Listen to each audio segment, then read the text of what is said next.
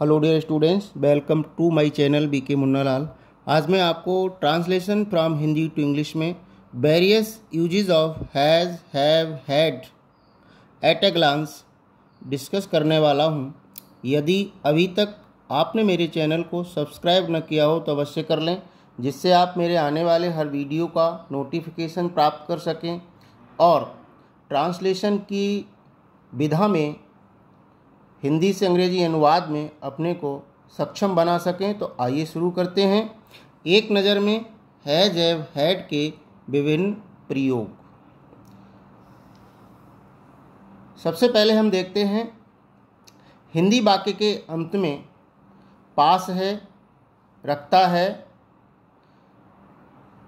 तो हमें ये ध्यान देना होगा कि सब्जेक्ट अगर एसएस है, सिंगुलर सब्जेक्ट है, उसके साथ हैज लगेगा।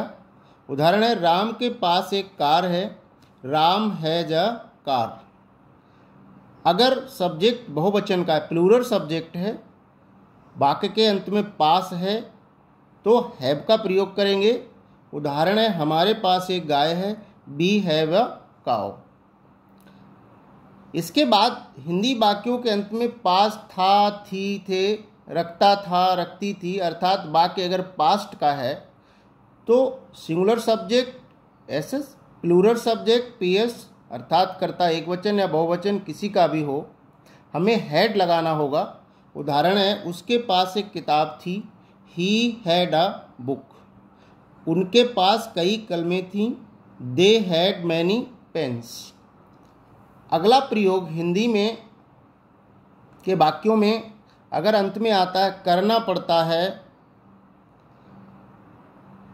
तो एक वचन सब्जेक्ट होने पर उसके साथ हमें हैज टू लगाना पड़ेगा। उसे बाजार जाना पड़ता है, he has to go to market. Plural subject है और बाद में वाक्य में आया है, अंत में आया है करना पड़ता है, तो हैव टू लगाना पड़ेगा। मुझे शहर जाना पड़ता है, I have to go to city. इसी तरह से अगर वाक्य के अंत में है करना पड़ता था, अर्थात वाक्य पास्ट का है, तो सब्जेक्ट एक वचन का हो चाहे बहुवचन का हो, हैड टू का प्रयोग करना होता है। उसे शहर छोड़ना पड़ा था, he had to leave the city. अब हम देखेंगे हैज और हैव का प्रयोग मुख्य क्रिया के साथ प्रेजेंट परफेक्ट टेंस में। अगर कर्ता एक वचन है तो उसके साथ हैज वर्ब की थर्ड फॉर्म, मेन वर्ब की थर्ड फॉर्म आएगी। हिंदी वाक्यों के अंत में चुका है, चुकी है आदि शब्द लिखे होंगे। उदाहरण है, वह एक पत्र लिख चुका है, he has written a letter. Subject बहुवचन का है, चुके हैं, चुका हूँ आदि शब्द दिया है हिंदी वाक्य में, तो हमको हैव प्लस वर्ब की थर्ड फॉर्म का प्रयोग करना है। वे किताबें खरीद चुके हैं, they have bought the books. मैं एक पत्र लिख चुका हूँ, I have written a letter. अब इसी तरह से पास्ट परफेक्ट में हिंदी वाक्यों के अंत में चुका था, चुकी थे आदि शब्द आते हैं, तो कर्ता एक वचन का हो या बहुवचन का, उनके साथ हमें हैड प्लस वर्ब की थर्ड फॉर्म अर्थात मुख्य क्रिया की थर्ड फॉर्म का प्रयोग करना होता है। उदाहरण है, लड़के मैच खेल चुके थे, boys had played the match.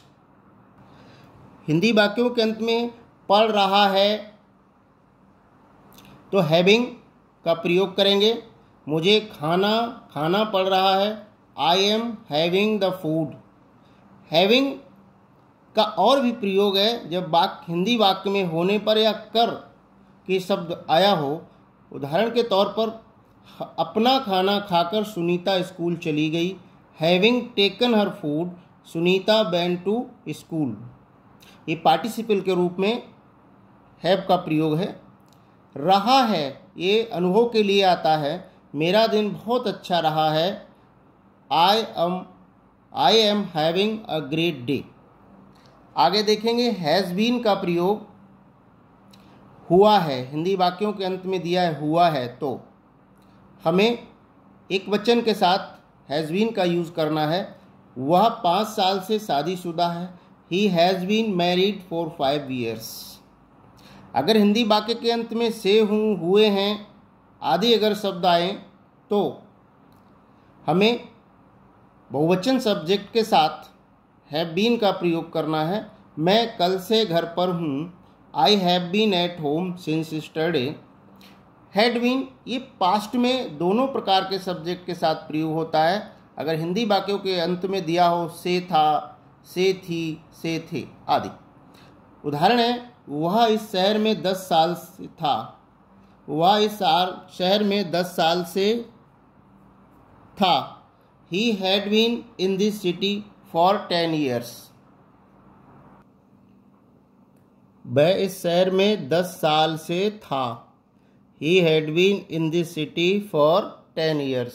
आशा है डियर स्टूडेंट्स ये वीडियो आपको पसंद आया होगा। पसंद आया हो तो लाइक करिएगा, शेयर कीजिएगा और अच्छे से इनकी प्रैक्टिस करिएगा ताकि आपको इनका अभ्यास हो सके। Thanks for watching.